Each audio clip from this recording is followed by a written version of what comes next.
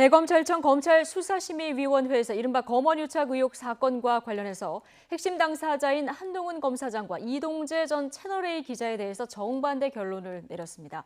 특히 한 검사장에 대해서 수사 중단과 불기소 권고를 내렸는데 두 사람 사이의 공모관계를 인정하지 않은 만큼 수사에도 차질을 빚을 것으로 보입니다. 취재기자 연결하겠습니다. 강희경 기자. 네, 대검찰청입니다. 예. 이번 사건에서 이 전 기자가 받는 혐의가 강요 미수인데요. 이 유착 의혹의 다른 당사자인 한 검사장에 대해서 심의위가 수사 중단을 권고했죠?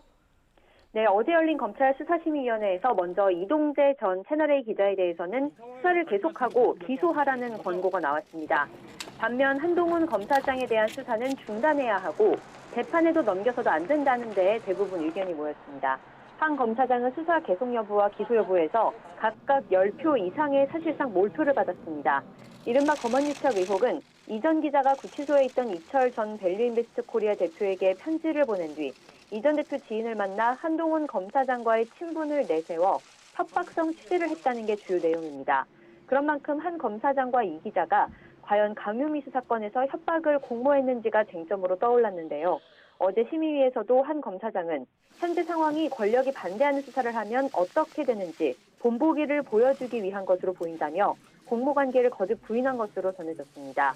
또 나중에 되돌아볼 때 적어도 대한민국 사법 시스템 가운데 한 곳은 상식과 정의의 편에 서 있었다는 선명한 기록을 남겨달라고 호소했는데요. 심의위가 사실상 한 검사장 주장에 손을 들어준 셈이 됐습니다. 심의위는 더 나아가 이번 사건을 검찰과 언론의 유착 사건이 아닌 이 전 기자의 단독 행동이자 취재윤리 위반으로 해석한 것으로 보입니다. 네, 수사팀으로서는 상당한 부담을 안을 수밖에 없게 됐는데요. 앞으로 수사 어떻게 진행될까요? 서울중앙지검 수사팀의 수사는 법원에서 이동재 전 기자에 대해 구속영장을 발부하면서 탄력을 받는 듯 했습니다. 그러나 외부 전문가들이 이 전 기자와 한 검사장 공모 혐의를 인정하지 않으면서 이번 사건을 검찰과 언론이 유착한 것으로 규정했던 수사팀의 수사에 어느 정도 차질이 불가피해졌습니다. 수사팀은 심의위 결과를 받아들이기 어렵다면서 한 검사장에 대한 수사가 제대로 이루어지지 못했다는 점을 부각했는데요. 휴대전화 포렌식에 착수하지 못했고 첫 번째 피의자 소환 조사도 마무리되지 않아 추가 수사가 필요하다는 겁니다.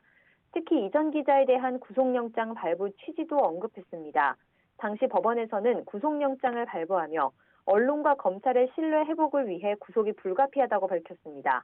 수사심의 권고가 강제력이 없기 때문에 수사팀의 이런 입장만을 놓고 봐도 일단은 수사를 계속하며 한 검사장과 이 기자의 공모를 입증하는 데 주력할 것으로 보입니다. 이번 심의위에서는 부산 녹취록 외에 별다른 결정적인 증거도 제시되지 않은 것으로 전해졌는데요.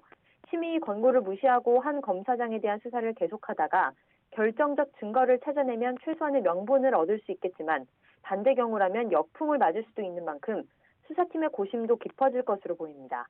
지금까지 대검찰청에서 YTN 강희경입니다.